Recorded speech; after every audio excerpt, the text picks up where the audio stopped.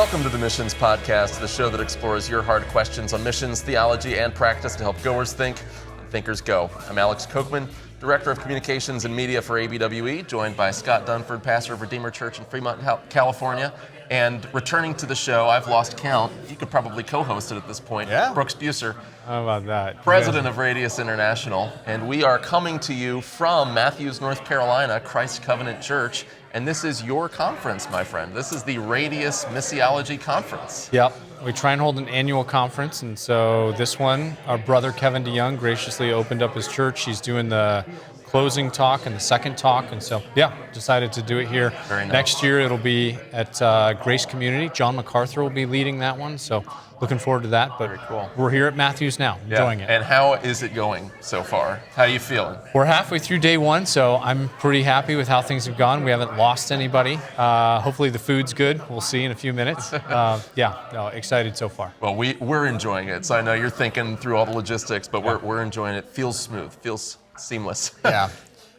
And so appreciate your first talk. I hope people go on the Radius website and go and listen to those. They've been fantastic so far. We've been able to get bits and pieces of them.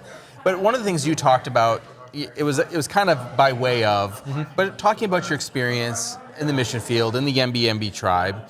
And here you are now several years from when you planted that church and transitioned out of the tribe and going back and being involved in their ministry. And I want to talk a little bit about transitions because that seems to be something that every person struggles with, but especially in ministry, you rarely see the handoff go well. Yeah. And then as we talk to people in mission field, either on the one side get nationals who are saying, these missionaries won't leave. We're ready. They won't transition out. Or what we've heard recently from a friend of ours in another setting was they transitioned and they all went to unreached people groups and now we're reached, but we need a lot of help and they're gone. Yeah. So let's speak to that question of transitions. How do you transition well? How did you know, for instance, just looking at your own situation, when was the right time to transition? What did that process look like? Yeah. I think the understanding of when to transition, you almost have to approach it like kids graduating from high school and moving out to go to college. And each one of you guys has multiple kids, and you know that each kid is different. And so there's no set template where, okay, we've reached this formula now it's time to leave, or we should stay longer. It kind of varies on the church there on the ground and where the health of that church is and what the elders can sustain. And so typically the older missionaries, just in generalization, stayed too long, and the newer guys stay too short. They leave too early. And so you're really looking at, are the elders in place? Are the deacons in place? And one of the best things to judge the health of that, are they in place and are they teaching, and is the church healthy enough to bring in outside guys, somebody outside of maybe even not necessarily the country, but that understands a little bit, but also knows what a healthy church looks like, and to give them a week to sit down, to have some conversations apart from the missionary. So things aren't getting clouded, but just to give kind of a report card on, number one, do they have kind of the Word of God in their tongue? Are they teaching from the Word? Do they have the translated scriptures? How do they esteem those? What's the life of the church? Are they reaching out to other places? Are they starting to go cross-cultural maybe? Are they starting to reach within their own people group? And then you're really looking at, are they discipling the next generation? What are the elders, what are the deacons doing?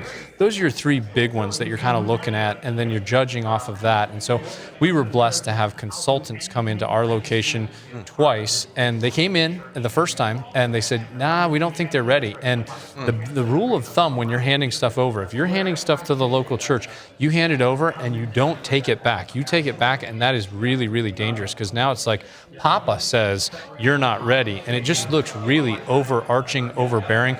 So you want to wait, but when you hand off completely. And so we started taking breaks. We would leave for 3 months, and then we'd come back in for a month. Then we'd leave for 6 months, and we'd come back in for 2. And then we left for a year, and then we went back in for 3 months, and then we left permanently, and now we just make trips over there. So it was this kind of stair-step approach to see how they did in our absence. It's interesting because a lot of people go short-term into long-term. You almost became a short-term missionary on your way out, which is kind of very Pauline, honestly. But what were some of the things as you were transitioning that you were worried about, things that made you concerned, made the consultants concerned, things that you think would also represent challenges for other people in transitioning well? Yeah, I think how the elders meet together, how they respond to each other's exhortations, critiques of their messages in your absence. Are they still gentle, and do they listen to each other well? Or have they adopted a new attitude? Do they have different shades? Is it becoming territorial? Do they still receive criticism? Do they forgive each other? Do they show the fruits of the Spirit in your absence? And one of the things that's not widely known in Yembi, in the Yembi story, like we named 6 elders, and we got 3 of them right, and we got 3 of them wrong. And those 3 elders, but it only came out as we started taking these trips, and it was just, you know what, we're not ready to do this yet because these guys, they just weren't the right guys to lead. They're still in the church, but they weren't the right elder quality, and we just didn't know that until we started taking a back seat in things and then departing altogether. And so, yeah, we got some right and we got some wrong, and you just got to be really careful as you do this that you're not, okay, we're here, and then we're just totally gone. That's why we like the stair-step approach to where 3 months, then 6 months, then a year. That was kind of like our philosophy.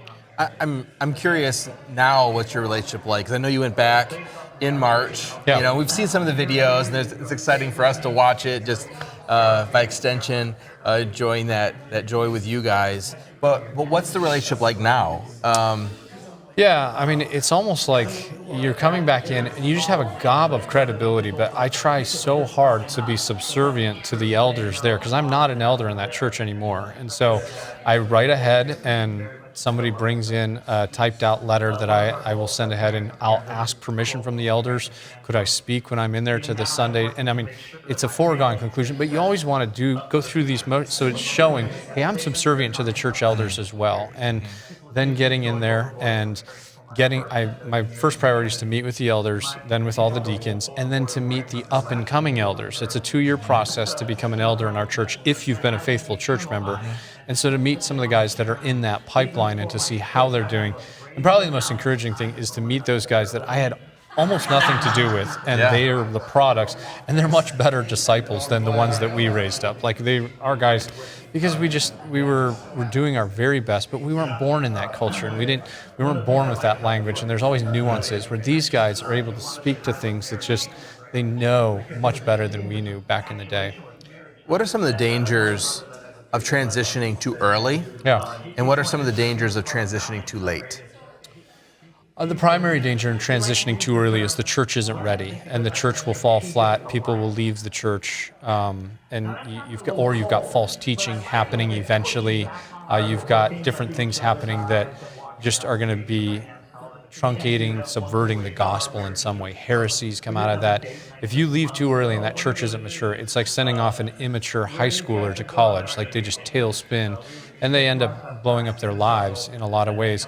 And you end up blowing up a church if you leave too early. And so the dangers of staying too long are that you end up being the papa of the church, and the leaders are almost neutered in that they never want to make a decision, and they no longer name elders. They wait for you to do everything. And if there's an issue, if there's a discipline, it's always got to have your stamp of approval.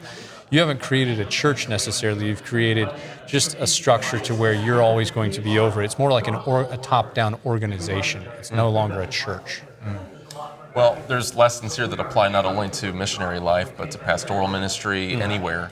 What would you give as advice to pastors or missionaries trying to think about how to transition well and navigate some of those issues?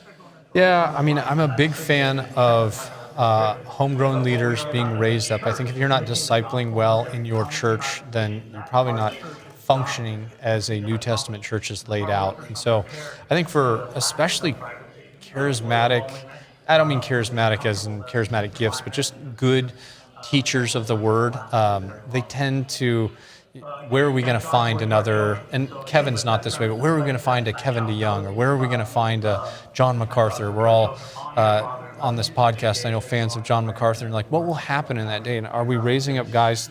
They might not have the same giftings as John MacArthur, but have they been discipled? And has he been intentional in starting to give away authority? When we started having the Yembis stand up and teach for 3 years, while we were still there, sitting in the pews, listening to another guy teach, knowing I can teach that passage a lot better, but for the sake of the church, I need to sit self down and let them teach. And so just as churches start to look at the arc of, okay, our senior guy is probably going to be heading off, or these guys, who are the guys that they're raising up within the church to hopefully someday they will be to John MacArthur's level, but we're raising those guys up intentionally. I think that's the goal. So what's your succession strategy for Radius, the next president? I know.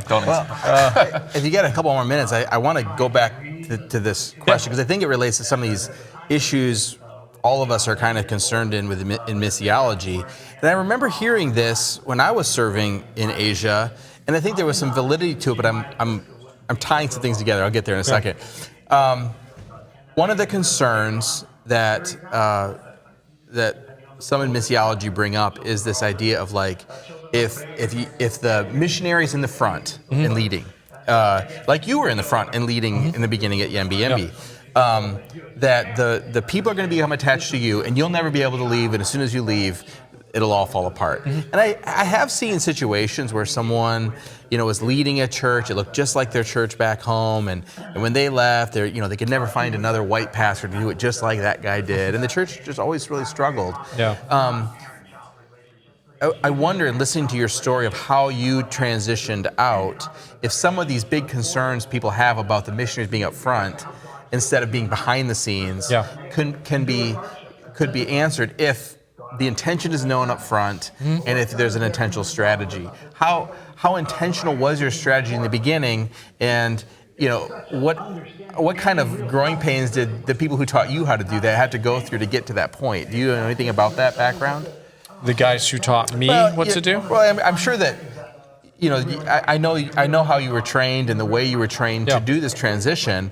I'm sure that wasn't always being done that way. Someone said, hey, what we're doing isn't working. I mean, the organization we were with suffered from, particularly in South America, these guys who stayed 30, 40 years, they built compounds. It becomes your home. Why do you want to leave? I know. And their kids now are raised in there, and they're coming back, and it's like it becomes just a machine. And it's no longer about church planting. It's about preservation of ministry, and there's just a lot of negative lifestyle. I think, there was the intentionality at the beginning when we moved into Yembi. Like, we told them we were going to learn their language, we're going to teach them how to read and write, we were going to translate the Bible, we were going to teach them what the Bible says. Those were the 4 promises. But we made sure at the end of those promises, on day number 1, first day we moved in, these are the 4 things we're going to do.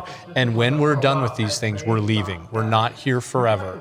We're going to finish those tasks. And so even from day number 1 in their minds, the idea was, okay, when these things, and they could see them sequentially. Okay, it took us 2.5 years to learn the language. Step number 1 is done. Now we're going to teach you how to read and write. That was another 6 months, 9 months, and still going on while the teaching was happening. And then once they learned how to read and write, in the background, we'd started translation. So they're thinking through, and we're always reminding them, hey, when we get these things done, and so when you know this talk, once they became believers, they realized, oh, they're not here forever. And so that whole thing, but you got to lay that groundwork right from the get-go. And I think if you do, everybody knows it's not a sprint to get done, but if we get these 4 jobs done, they're going to go. And so that was kind of maybe our way at the beginning of helping them understand this isn't permanent, and this may take us 20 years, but when it's done, we will be hitting the exit. And then it's the responsibility of, okay, how do we exit well? So this adolescent heading off to college, we've given him the best chance for success. There's no guarantees, but we're trying our best to give them every tool they need to succeed. So we need to wrap up. But maybe someone's an existing missionary. How can I learn more about that? Could I go back to Radius and relearn some of those things if I didn't get that right the first time I was on the mission field? We do have people coming off. It's a growing demographic of missionaries that have gone overseas, done something, and then coming back and going through Radius. I mean, the older they are, and if they're entrenched in ministry, that's a 1-year sabbatical that's difficult to pull off. Trying to think. So there is a 7-part book series coming out from 9 Marks on missions, and one of those books is going to be on unreached people groups, and I will be helping write. I'll be a co-writer on that, and we will have a talk about how to walk away from the church at the end of that. And so, but I think the lessons apply, like we were just talking about, and I appreciate John MacArthur so much and his intentionality, the various voices that are there. And I think that's just it. It's an intentionality to where my time is short, and I may not be the guy for the next 5 years, I need to start thinking about that way back when. So, Yeah. anyways. Very good. Well, Brooks, we're glad to be here. We're grateful again for your hospitality, for the hospitality of the church, and we're grateful for everything that Radius does and represents. And we thank you for watching and listening. If you want to get more content, go to missionspodcast.com. Remember to subscribe in your favorite podcast app. Leave us a 5-star review as well. That'll help get this content in front of other people. And of course, the Missions Podcast is a ministry of ABWE. To learn more about them, go to abwe.org and go to radiusinternational.org to get more information about you guys as well. So until our next episode coming to you from the Radius Missiology Conference, thank you for watching and listening.